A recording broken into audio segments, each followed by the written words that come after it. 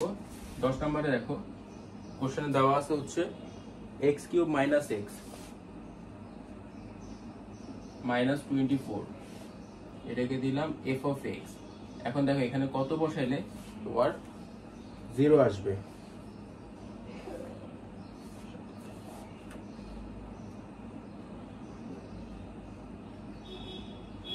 3 cube করলে 27, আর এখানে -3 আর -24 মিলে -27 ইকুয়াল 0। তাহলে আমি যদি f অফ x এর জায়গায় f অফ 3 বসাই তাহলে আমি 0 পাইতেছি। f অফ 3 বসাই যদি 0 পাই তাহলে x মাইনাস 3 হচ্ছে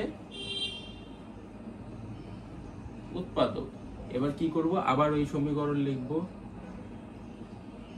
সেকেন্ড লাইন খালি, থার্ড লাইনে যাব, x মাইনাস 3 তিনবার বসাবো, মাল্টিপ্লাই করো, x স্কয়ার গুণ করলে x কিউব, এই x স্কয়ারটা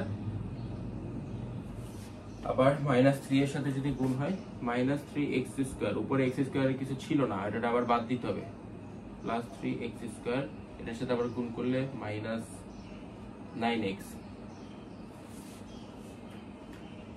এখানে ছিল -x, তাহলে আমাকে +8x একটা লাগবে, তাই +8 গুণ করতেছি, +8x -24 মিলায় দেখো উপরটা নিচেরটা মিলে গেছে। এটা ভালো মতো একটু ভিডিওটা থামায় পজ করে এই অংশটা ভালো মতো দেখে নাও। x - 3 কমন নিলাম, x square plus 3x plus 8, এটাকে উৎপাদকে বিশ্লেষণ করা যায় না, তাহলে এটাই হচ্ছে অ্যান্সার।